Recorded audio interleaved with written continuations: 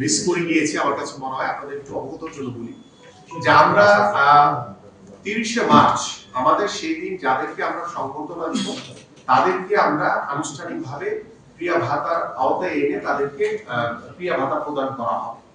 তার পরবর্তীতে আমাদের লক্ষ্য হচ্ছে টোটাল 500 জন ক্রীড়াবিদদেরকে আমরা ক্রিয়া ভাতা মানে ক্রিয়া বেতন কাঠামোর আওতায় এনে ক্রিয়া ভাতা প্রদান করব। সো বাকি যারা থাকবে, যেহেতু এখানে একটি যাচাই বাছাইয়ের বিষয় রয়েছে, সেই যাচাই বিষয়ের জন্য আমরা একসাথে আসলে আমাদের মাননীয় প্রধানমন্ত্রী তার যে পিএম অফিস রয়েছে সেখানে শাপলা হলে সেটি অনুষ্ঠিত হবে। সেখানে আসলে পর্যাপ্তভাবে এত ক্রীড়াবিদদেরকে একসাথে করাটা অসম্ভব এবং অনেকে বিভিন্ন দেশে এখনো খেলার ভিতরে রয়েছে।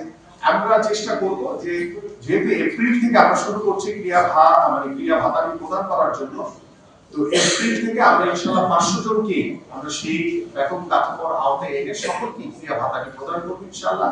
72 ঘন্টা ময়েশ্চার লক সমৃদ্ধ লিলি বডি ওয়াশ শিয়া বাটারের গুডনেস স্কিন রিপেয়ার করে রাখে সফট ও গ্লোয়িং। হয়তো 30শে মার্চ আমরা যে সকল ক্রীড়াবিদরা সেখানে সেদিন থাকবেন তাদেরকে আমরা বেতন কাঠামোর আওতায় আছি।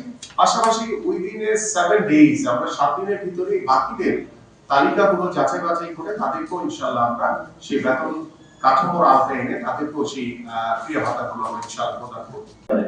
ক্রিয়া শিক্ষক আর ক্রিয়া অফিসার একটা হচ্ছে জনপ্রশাসন থেকে হবে, আরেকটা হবে শিক্ষা মন্ত্রণালয়।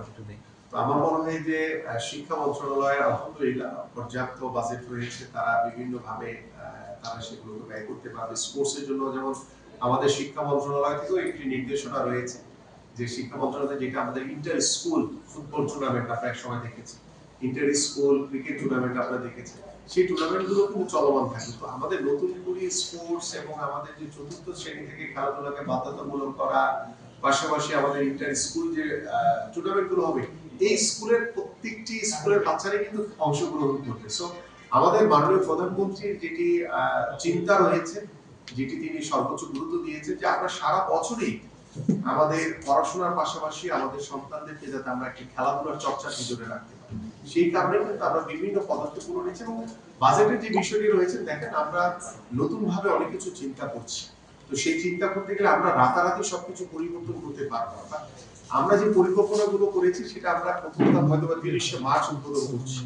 আমরা দ্বিতীয় ধাপ নতুন করে স্পোর্টস আমরা এন্ড অফ এপ্রিলে আমরা দিয়ে শুরু করবো ইনশাআল্লাহ 64টি জেলায়। বাট পরবর্তী অর্থ বছরে গিয়ে আমরা 495টি উপজেলা দিয়ে আমরা শুরু করতে চাই। তো এইভাবে কিন্তু পর্যায়ক্রমে আমাদের মাঠের যে ব্যবস্থাপনা, আমাদের স্পোর্টস ভিলেজের যে বিষয়গুলো রয়েছে, সেটা আমরা আস্তে আস্তে করে ধাপে ধাপে ইনশাআল্লাহ, একবারে তো আর বাজেট বাড়ানো যাবে না, সেটি আলোচনার মাধ্যমে আমরা শুরু করি, তারপরে দেখা যাক কি হয়।